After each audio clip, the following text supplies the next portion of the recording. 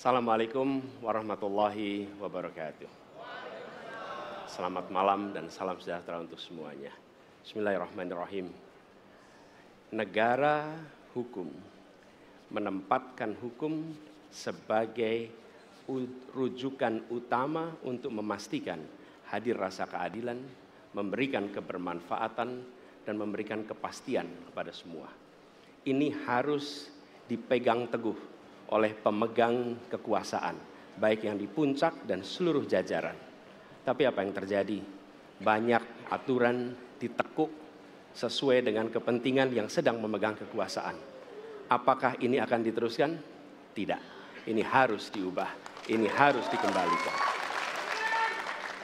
Kemudian kita menyaksikan betapa pada hari-hari ini tatanan ketika kita menyelenggarakan pemerintahan sering tidak sesuai dengan prinsip-prinsip hukum yang kita pegang.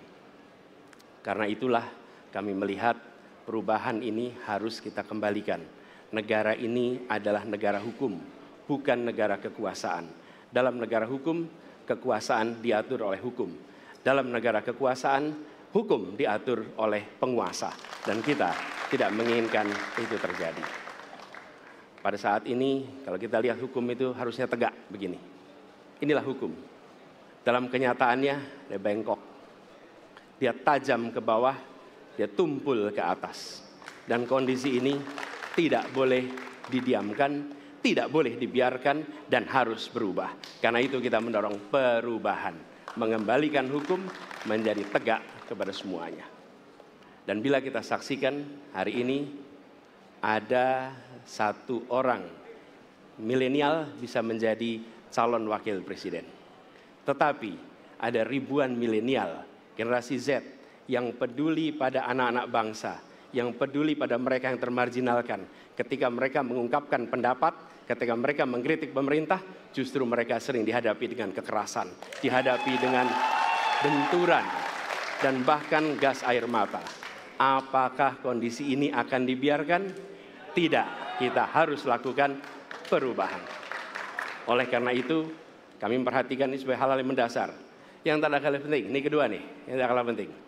Kita menyaksikan pada saat ini, ada peristiwa seperti peristiwa Ibu Mega. Ibu Mega Suryani Dewi, seorang ibu rumah tangga yang mengalami kekerasan rumah tangga, lapor pada negara, tidak diperhatikan, dan dia meninggal korban kekerasan. Apakah akan dibiarkan? Tidak, ini harus diubah. Dan tidak kalah penting, hadir bersama saya di sini ayahnya Harun Ar-Rasyid. Harun Ar-Rasyid adalah anak yang meninggal, pendukung Pak Prabowo di Pilpres 2019 yang menuntut keadilan pada saat itu. Protes hasil pemilu. Apa yang terjadi? Dia tewas sampai dengan hari ini tidak ada kejelasan. Apakah ini akan dibiarkan? Tidak, ini harus diubah. Karena itu, kami mendedikasikan diri, hadir untuk memberikan komitmen bahwa dari puncak sampai ke bawah, kami akan tegakkan hukum pada siapa saja. Kami kembalikan marwah kehidupan bernegara yang menempatkan hukum sebagai tempat yang paling tinggi.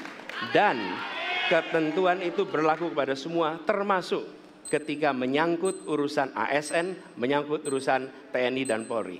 Terima kasih. Assalamualaikum warahmatullahi wabarakatuh. Terima kasih.